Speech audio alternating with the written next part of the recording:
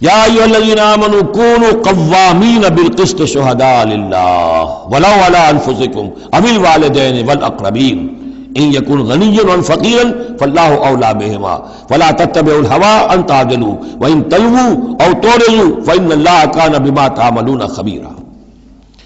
اے اہل ایمان کھڑے ہو جاؤ عدل کو قائم کرنے کے لیے پوری قوت کے ساتھ۔ سورہ آل عمران میں ہم نے کیا پڑھا تھا؟ اللہ قائما بالقسط ہے، شہد اللہ انہ لا الہ الا هو والملائکۃ واولو العلم قائما بالقسط۔ جب اللہ عدل قائم کرنا چاہتا ہے تو اللہ کے اس دنیا میں کارندے کون ہیں؟ اہل ایمان، سپاہی ہیں، اللہ کے سپاہی۔ لہذا عدل قائم کرے گا اللہ دنیا میں اہل ایمان کے ذریعے۔ اللہ دین کا غلبہ چاہتا ہے لیکن اہل ایمان کو جانیں دینی ہوگی، کوششیں کرنی ہوگی، اصرار کرنا ہوگا، قربانیاں دینی ہوگی، تب دین غالب ہوگا۔ لیکن یہ اندازہ کیجئے کہ کس قدر اہمیت ہے عدل و قسط، یہ جو سوشل جسٹس کا معاملہ ہے، جتنا زور اسلام نے دیا ہے بدقسمتی سے آج کا ہمارا مذہبی طبقہ اتنا ہی اس سے بے بہرا، سرے سے انہیں پتہ ہی نہیں کہ سوشل جسٹس کی بھی کوئی اہمیت اسلام میں ہے۔ قانون کی اہمیت ہے، تعزیرات کی اہمیت ہے، چور کا ہاتھ کاٹو اس کی اہمیت تو معلوم ہے، لیکن یہ کہ اس نظام کو درست کرو، ظلم ختم کرو، ایکسپلائٹیشن ختم کرو۔ یہ سرمایہ دار جس طریقے سے خون چوس رہے ہیں اور چوس چوس کر جیسے مچھر پھول جاتا ہے ہمارا خون پی کر، اس طرح وہ پھولے ہوئے ہیں۔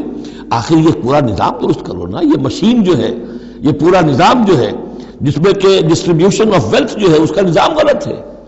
ایک ایسی چکی ہے کہ آٹا پیس کر ایک طرف ڈالتی ہے دوسری طرف ڈالتی ہی نہیں، ایک طرف بھوک ہے، کاد الفقر ان یکون کفرا، یہ فقر جو ہے یہ تو کفر تک انسان کو پہنچا دیتا ہے۔ پہلے وہ نظام قائم کرو جس میں عدل ہو، جس میں ضمانت دی گئی ہو کہ ہر شخص کی، ہر شہری کی بنیادی ضروریات کی کفالت ہے، جو نظام خلافت کے اندر ہے۔ پھر کوئی چوری کرے تو ہاتھ کاٹو، ضرور کاٹو، لیکن یہ ہے کہ قانون تو ہمیں معلوم ہے، بحالات موجودہ آپ وہ قانون نافذ کر دیجئے، فائدہ ہوگا حرام خوروں کو، بلیک مارکیٹیوں کو، جنہوں نے کہ حرام خوری سے دولت جمع کی ہوئی ہے۔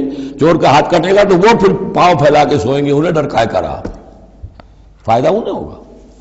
اصل شے یہ، میں یہ نہیں کہہ رہا کہ شریعت نافذ نہ کی جائے معاذ اللہ، لیکن یہ کہ شریعت شریعت ہے، دین دین ہے۔ لا جو ہے وہ سب سرو کرتا ہے سسٹم کو، قانون جو ہے وہ کسی نظام کو قائم کرتا ہے، مضبوط کرتا ہے، سب سرو کرتا ہے، اس کی خدمت کرتا ہے۔